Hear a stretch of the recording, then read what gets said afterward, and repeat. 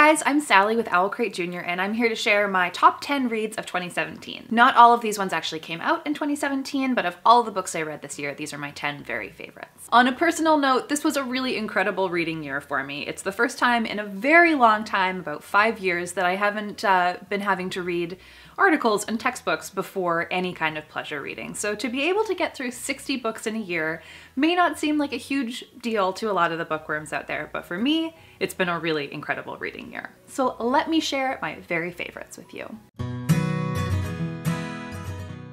This list is in no particular order. I will go somewhat chronologically the order that I did read them this year, and that means I will start with Vicious by Ve Schwab. Karina gave me this as a gift for Christmas last year, and I'm very grateful for it. This is definitely not a genre that I would typically lean towards. For anybody who doesn't already know, it's like a superhero sci-fi fantasy, which I tend to read more realistic fiction, but I just love this. If you were looking for something dark and clever and very well written, I highly recommend this one. Also, we are all very excited because there is a sequel coming out in spring, summer of next year, which I think was a bit of a surprise to everybody, and I cannot wait to see where this one picks back up. Next on my list is York, the Shadow Cipher, which is the first in the York series by Laura Ruby. This was our June pick for OwlCrate Jr., and I've already talked about it in a bunch of videos.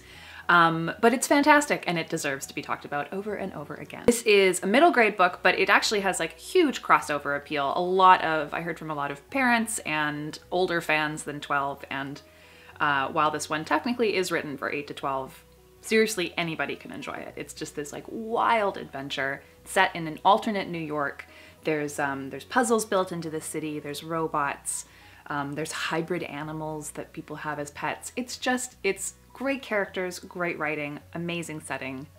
Read it before the next one comes out next year. Another one that I have talked about in several videos is Orphan Island by Laurel Snyder. This book knocked me off my feet. Again, it's one that's technically written for ages 8 to 12, but as an adult, I got a lot out of this book. It's this really fantastic like magic realism exploration of childhood and crossing out of childhood into adolescence and the feelings that come along with that.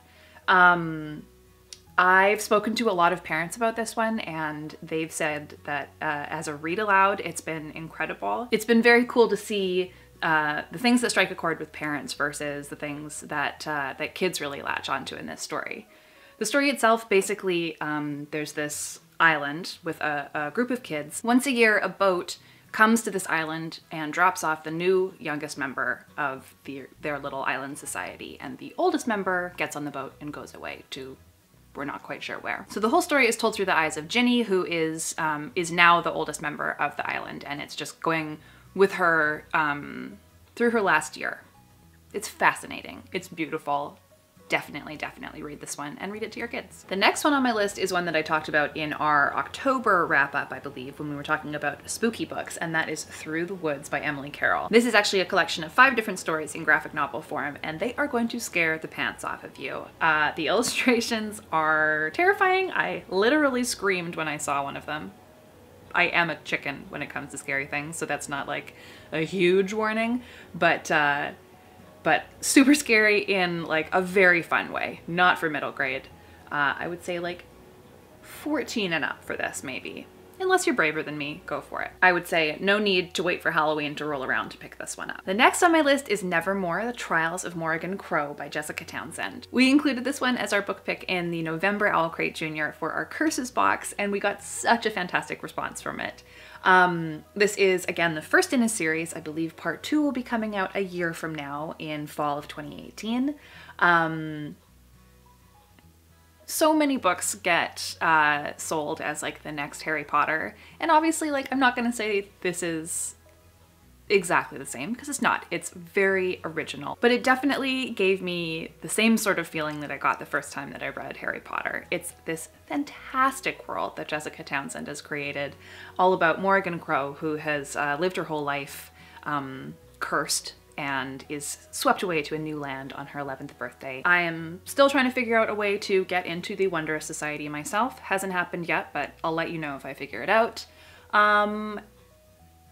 And continuing with the theme of crossover appeal, my mom is reading this one right now and like is just head over heels for it. So young and old, read aloud for sure. Definitely read this one. Next is another Ve Schwab. I am fully a convert as of this year to her writing. She's fantastic. So this is the first book in the Shades of Magic trilogy, and this is a darker shade of magic. I'm sure many of you have read this one already. I am late to this game. I fell head over heels for the world that she created here. The concept of jumping between different Londons is just so cool.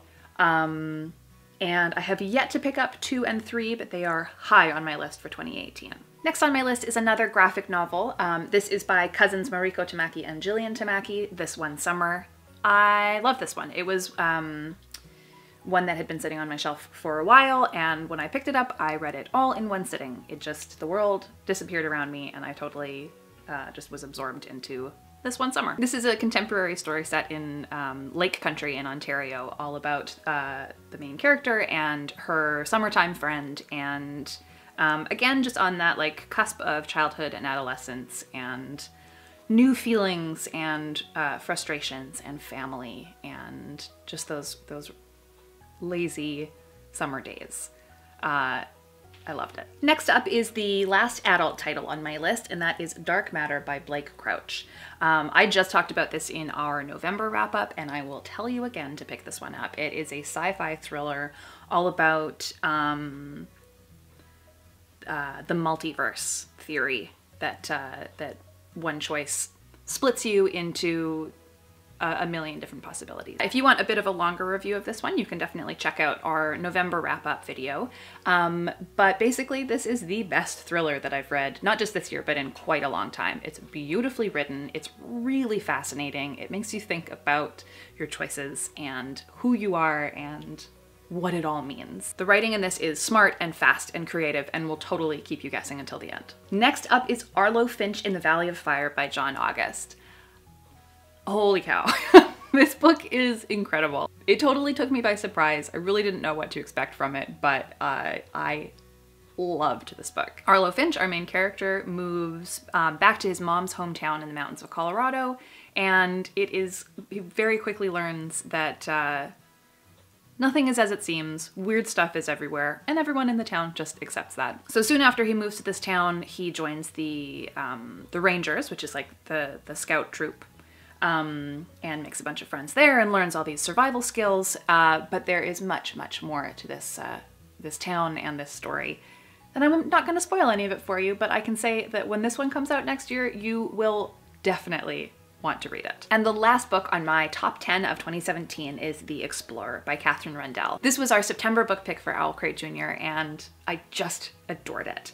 The story opens with a plane crash and 4 kids are stranded in the Amazon jungle by themselves and have to survive and find their own way home. The writing in this is fantastic. I really love Katherine Rundell, and this one in particular, it was quite personal to her. She has spent some time in the Amazon jungle, and though she was not in a plane crash, a lot of the things that are in the story are things that she experienced. It was just this fantastic adventure, and something about the writing and the story and the characters just like latched onto a real part of my childhood and just like brought back memories of like reading Swallows and Amazons with my mom and just exploring the world. And it's beautiful. I believe this one has won a couple of awards this year, or has certainly been nominated for them, and you have to read it to find out why. It's stunning. And also this cover I want to frame and put on my wall at home. I can't recommend this one enough, whether it's an independent read for a kid or for yourself or as a read aloud to somebody. It's the kind that like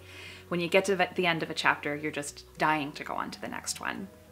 Definitely pick this one up. So those were my very favorite books of 2017. I would love to hear your favorites, so you can tell me in the comments below. If you like this video, give it a big thumbs up and subscribe for more videos every Wednesday and Saturday. Happy reading, and thanks for being awesome.